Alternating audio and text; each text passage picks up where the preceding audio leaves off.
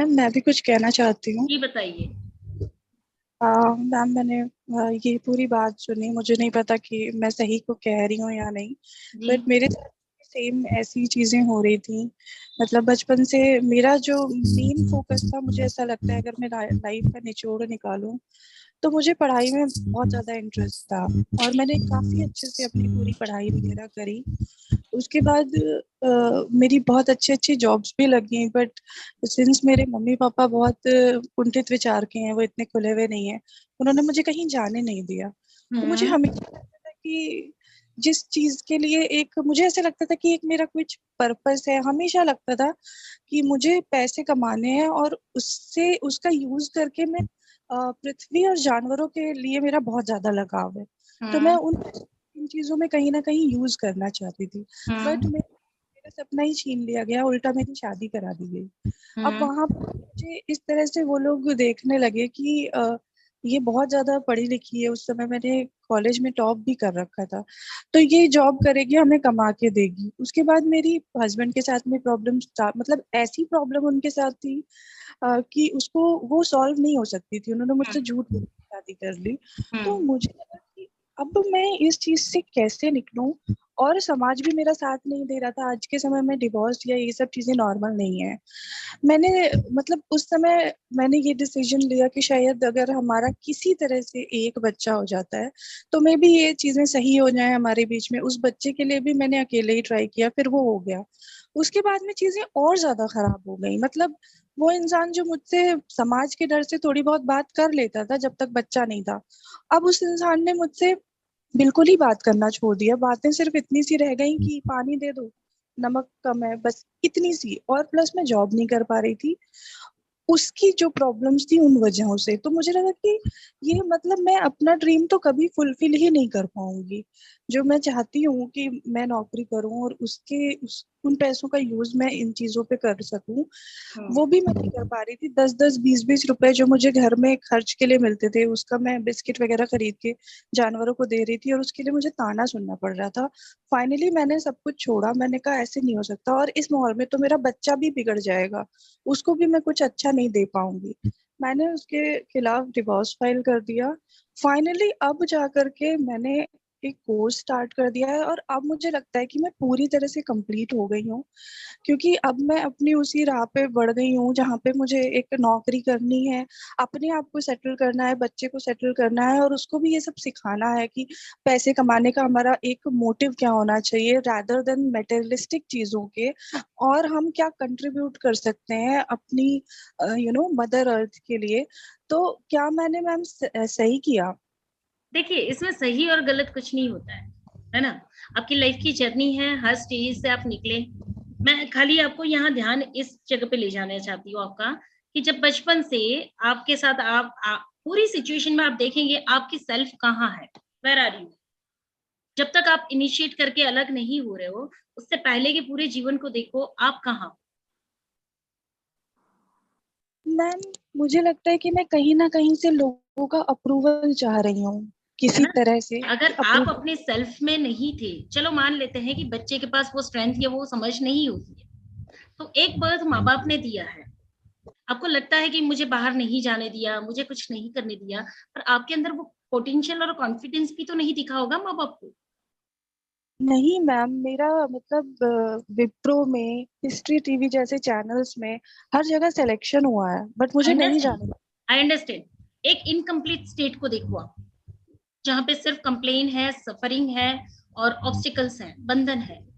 और उसी के सामने एक कंप्लीट स्टेट देखो, क्या हो सकता है। आप अपने जीवन मुझे के साथ जो नहीं पास था लगता कि आपका। हम्म मुझे लगता है मैम अगर मुझे भेज दिया गया होता तो शायद वही कंप्लीट होता, देखो और ना, वो उसमें नहीं क्या होता। मिसिंग, फिर भी देखो, आपको लगता है कि मुझे भेज दिया होगा, होता तो अच्छा होता, तो आपका पावर, आपकी लाइफ का पावर किसके हाथ में। मैम पावर तो मेरे ही हाथ में है। नहीं, नहीं, मैम आपके हाथ में पावर होता तो आप उस प्रकार से अपने फ्यूचर को क्रिएट कर पाते ना। मैम मैंने पूरा ट्राई किया अपना फ्यूचर क्रिएट करने का, लेकिन आप माँ बाप के खिलाफ कहाँ नहीं तक जा नहीं सकते? नहीं, यहाँ पे कुछ मिसिंग है, देखना शुरू करो, आप वर्क करो, यहाँ पे मिसिंग है कुछ। अगर मान लो कि आप बचपन से जो आप कह रहे हो कि आपके मदर फादर के खिलाफ जाना पड़ता, ये होना पड़ता, वो एक इनकम्प्लीट स्टेट है। और यहाँ से कंप्लीट स्टेट का एक पिक्चर ऑफ विजुलाइज करो, कैसा होता कंप्लीट स्टेट, क्या होता आपके अकॉर्डिंग? मैम कंप्लीट तो यही होता कि मैं जिस तरह से अपने आप को पॉलिश कर रही थी उस हिसाब से मुझे भी वो अपॉर्चुनिटी दी जाती और मुझे अलाउ कर दिया गया अपॉर्चुनिटी दी होता। नहीं जाती है, अपॉर्चुनिटी लेनी होती है, खुद क्रिएट करनी होती है तो मैम अपॉर्चुनिटी। मैंने अपॉर्चुनिटी क्रिएट भी करी। इनफैक्ट मेरी पढ़ाई भी ऐसी रही है कि कभी भी किसी को फीस तक नहीं देनी पड़ी है। मैंने सारे पैसे, सारे एग्जाम्स, सब कुछ मतलब स्कॉलरशिप और ऐसे ही पढ़ी हूँ मैं। फिर भी मेरे जहाँ लिए जहाँ पे अपने आपने अपनी पावर को का यूज किया, वहां पे आपको आगे से आगे रास्ता बनता गया। यस मैम ये और हुआ जहाँ है। जहाँ पे आप अपनी पावर में नहीं है, वहां पे आप बेचारे बनते गए, यस विक्टिम होते मैम। गए, है ना? तो मिसिंग क्या है? जिस भी एरिया में अपने पावर को यूज किया, वहां पे आप प्लस में गए। और जहाँ पे आपने अपना पावर किसी और के हाथ में दिया, चाहे वो माँ बाप ही क्यों ना हो, वहां पे आप विक्टिम हुए। Yes ma'am. तो तो मैम मिसिंग क्या था? प्रेजेंटली मुझे लगता है कि अब मेरे हाथ में मेरी अपनी खुद की पावर है, क्योंकि अब मेरा खुद का डिसीजन है और मैं फिर से मेहनत कर रही हूँ और फिर से आगे बढ़ रही हूँ। ओके। दूसरा एक स्टेटमेंट आपका आया था कि हम अब स्टेबल सेटल, हमें सेटल होना है और मेरी बच्ची को भी सेटल करना है। इसमें क्या है? विक्टिमाइजेशन की टोन है। आपको सरवाइव करना है, आपको स्टेबल होना है, सेटल होना है। वहां पे विक्टिमाइजेशन के, आपको सेटल नहीं होना है। आप ऑलरेडी सेटल्ड हो। फील दैट, आपकी ग्राउंडिंग पावरफुल है, फील दैट। यूनिवर्स के साथ जुड़ो, अर्थ के साथ जुड़ो। आपको प्राणियों को अगर बिस्किट खिलाना है, उनकी सेवा करनी है, या अर्थ को सर्व करना है, that is not your dream. ये एक ईश्वर का कार्य है, ईश्वर आपसे करवा लेगा। जहां पे भी आई आता है ना कि मुझे सेटल होना है, इट मीन्स कि आप अपना कंट्रोल अपने हाथ में ले रहे हो। तो वहां पे आपका मन, वचन और काया, यानी कि ईगो सेल्फ काम करना शुरू कर देती है। यस मैम आप सही कह रहे हो। है ना? तो यहाँ पे आपकी ईगो सेल्फ को आगे नहीं आने देना है, सोल को सरेंडर होना है। आपकी सोल अलाइंड है यूनिवर्स के साथ, और वो अपने आप आपको गाइडेंस भी देते जाएंगे, आपको प्रोग्रेस भी करवाते जाएंगे। यस मैम आप सही कह सेल्फ रहे हो। मास्टरी, यस, सेल्फ मास्टरी क्या है? सेल्फ मास्टरी का एक लॉ है, नियम, कि आप कभी भी अपना पावर किसी के हाथ में नहीं देते।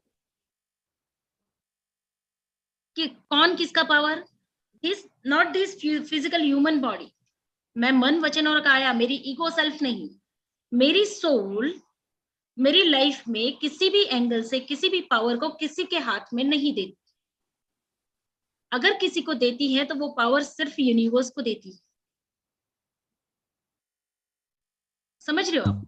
ये यस मैम। शरीर मैंने धारण किया है, तो ये मेरे लिए सिर्फ एक चैनल हो गया, माध्यम। मैं बोल रही हूँ, तो ये पायल नहीं बोल रही है, मेरी सोल मुझे बुलवा रही है, मेरे मुंह से निकल रहा है। मेरा शरीर, मेरा मन और मेरे जो वचन है, वो इस आत्मा को समर्पित है। वो मुझसे जो चाहे काम करवा ले।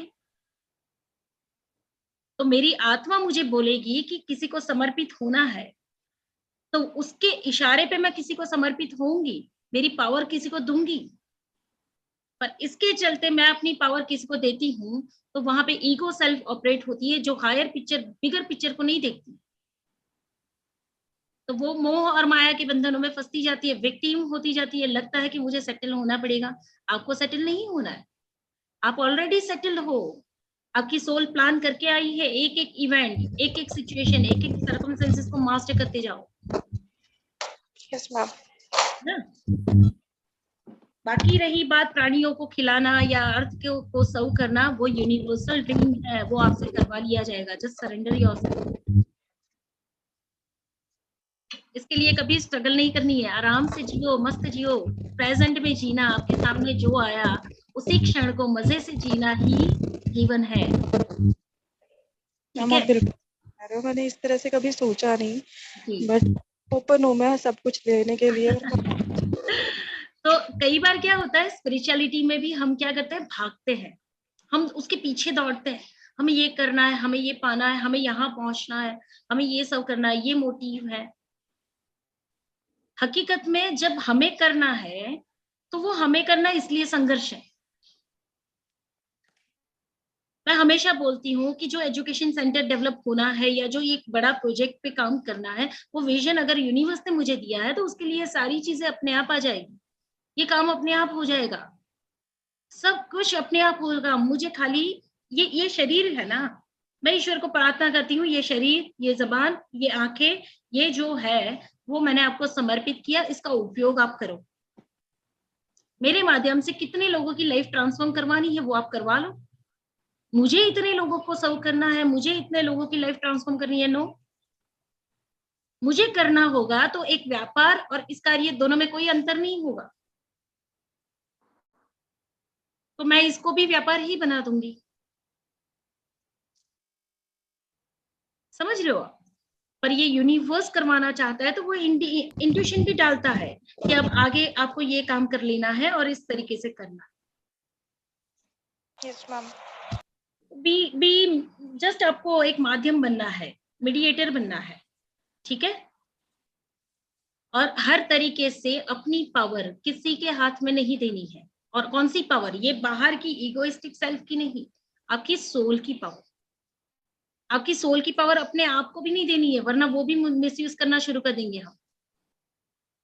मेरी सोल पावरफुल होती जाती है और बाहर से मेरी बुद्धि उस सोल की पावर को मिसयूज करना शुरू कर देती है, क्योंकि उससे मुझे फेम मिल रहा है, लोगों की वाहवाही मिल रही है, लोग बहुत ज्यादा कनेक्ट होते जाते हैं या बहुत ज्यादा अच्छी तरीके से आप एस्टेब्लिश होते जाते हो। तो मेरी बुद्धि मेरी सोल की पावर को भी मिसयूज करना शुरू कर देती। तो मेरी सोल की पावर मैं इस शरीर को, इस बुद्धि को भी नहीं देती हूँ। यस मैम, ऐसा भी कई बार हुआ है कि हाँ मैम, मुझे शब्दों में मैं कभी सोच भी नहीं सकती थी, और बोलना तो बहुत दूर की बात है, बट आप बिल्कुल सही बोल रहे हो, बिल्कुल सही बोल रहे हो, है ना। तो जो काम करने आए हैं वो करना है, बाकी के समय में आराम से जो सामने आया, जितने मजे मिल रहे हैं आराम से जियो। इसके लिए भी कल ही मैंने एक वीडियो शेयर किया था शॉर्ट में, वो भी बता देती हूँ मैं फिर से यहाँ पे, इसको अच्छे तरीके से समझने के लिए। एक साधु था जो जंगल में साधना करता था और बांसुरी बजाता था। इतनी मीठी धुन बजाता था कि एक राजा जंगल में घूमता हुआ उसकी बांसुरी की धुन सुनते हुए उस साधु की तरफ चला गया। तो वो साधु को देखकर बोल रहा है कि महाराज आप यहाँ बैठकर क्या कर रहे हो?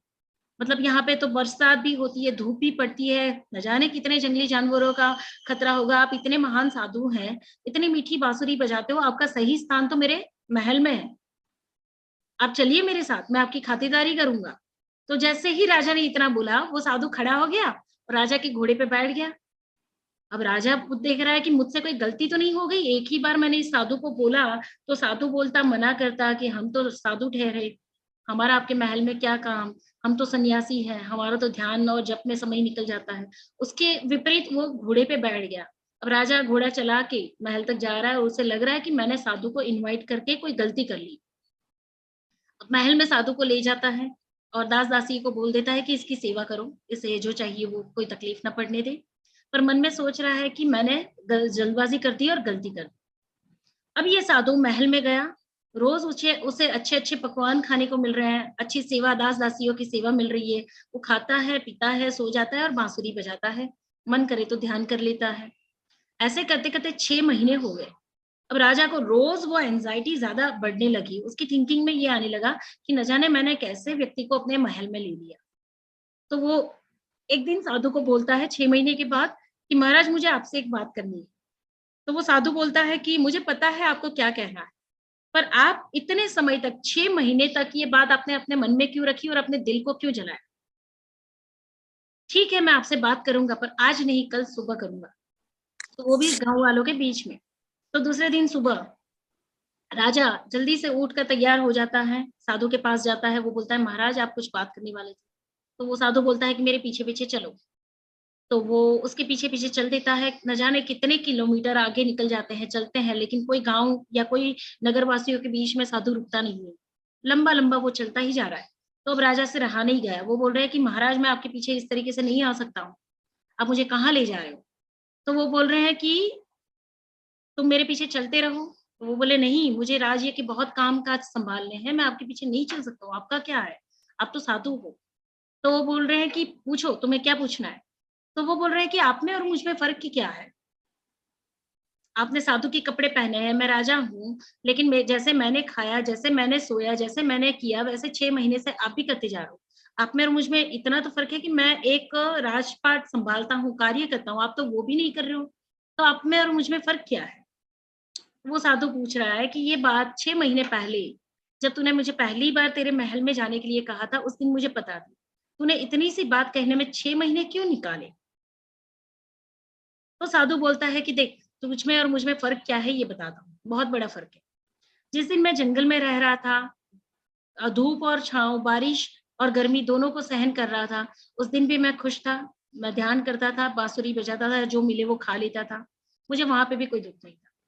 तूने कहा मेरे महल में चलो, तेरे दास दासियों ने मेरी सेवा की, मुझे इतना खाना दिया, मैंने वहां पे भी आराम से रहा, मुझे उसमें भी कोई दुख नहीं है। मैं आराम से ध्यान करता था, सो जाता था, खाता था, बांसुरी बजाता था, मुझे वहां पे भी कोई तकलीफ नहीं। आज मैं जंगल से, तेरे महल से वापस निकलकर जंगल में जा रहा हूँ, मैं फिर भी खुश हूँ। पर तुम एक ही प्रकार का जीवन जी सकते हो, तुम मेरी तरह हर परिस्थिति में खुश नहीं रह सकते। तो बोले कि तुम्हारे सामने तुम जो चाहते हो उसी परिस्थिति में तुम खुश रह सकते हो। अगर मैं तुम्हें कहूं कि मेरे साथ तुम जंगल में चलो, तो तुम नहीं जी पाओगे, नहीं रह पाओगे। तुम में और मुझ में ये फर्क है। मेरे सामने जो आया मैं उसे प्रसन्नता से ग्रहण करूंगा, उसमें भी खुश रहूंगा, और जिस दिन मैंने जंगल में रहना है मैं उस दिन भी खुश रहूंगा। मैं किसी भी परिस्थिति में खुश रह सकता हूँ जो तुम नहीं रह सकते। That was the message. धरती पे हम आए हैं, कभी हमें सुख मिलता है, बड़े आराम से उसको भुगतो, हर कुछ एंजॉय करो। और कभी धूप आती है, कभी ऐसा लगता है कि भाई कम है, उसमें भी खुश रहो, उतने में चला लो। तो ये एक मैसेज था उस साधु और राजा की कहानी में, कि किसी भी परिस्थिति में गिल्ट मत पैदा करो, कि स्पिरिचुअल होना मतलब ये ऐशो आराम नहीं करना, अच्छा जीवन नहीं जीना, अच्छे से तैयार नहीं होना, ये अच्छे कपड़े नहीं पहनना। एक स्पिरिचुअल लाइफ यानी कि क्या, एक चोला पहन लिया या एक ऐसे कपड़े पहन लिए। मैं तो मॉडर्न से मॉडर्न कपड़े पहनकर बैठती हूँ, कभी मन करे तो अच्छे कपड़े पहनूं, कभी मन ना करे तो बिना कपड़े बदले ही मैं सेशन ले लेती हूँ। पर उद्देश्य क्या होता है कि आप किसी भी परिस्थिति में, आपके सामने बहुत कुछ आया, खुश रहो। और जिस समय पे आपके सामने कम हो रहा है, एंजाइटी मत क्रिएट करो, ओवर थिंकिंग मत करो, उसमें भी खुश रहना सीखो। क्योंकि दिन आता है, रात भी आती है, चीजें चलती जाएगी। ये जो चक्रव्यूह है, ये पहिया घूमता जाएगा, कभी कुछ होगा, कभी कुछ होगा। और हर परिस्थिति को मास्टर करना सेल्फ मास्टरी। परिस्थिति आपको ना चलाए, आप परिस्थिति से जियो, चलाओ। सिचुएशंस को आप क्रिएट करो। जो सिचुएशन आई उसमें खुश रहना ये आपका अधिकार है और आपकी एक मास्टरी है। कई बार ऐसा होता है कि आप परिस्थिति को बदल नहीं पाओगे, पर उसमें खुश कैसे रह सकते हो, उसको अपने अनुकूल कैसे बना सकते हो। विपरीत परिस्थितियों को धक्का नहीं मारना है। बारिश आई, ऐसा लग रहा है कि आपने कुछ बीज बोए थे, अब वो बह जाएंगे, कोई बात नहीं, कल वापस धूप निकलेगी, फिर से बीज डाल देंगे। कोई चीज आपके अकॉर्डिंग नहीं होती है तो उस समय पे सबसे ज्यादा आहत होते हैं, हर्ट हो जाते हैं। पर उसी समय पे ईश्वर पे भरोसा रखा और उस सिचुएशन में अपने आप को डूबने नहीं दिया, ये मास्टरी हो जाएगी। और वहीं से शुरू होती है अपने अनुकूल परिस्थितियां जनरेट करना। जब आप सिचुएशन को मास्टर करते जाते हो, उस सिचुएशन में आप अपने आप को स्टेबल करते जाते हो, तो फिर कुदरत आपको मौका देती है कि अब आप अपने अनुकूल परिस्थितियों को क्रिएट करो। So be the master of your life, be the master of your situations and experiences, be the master of your soul. Soul आपको चला रही है, आप सोल को नहीं चला रहे हो।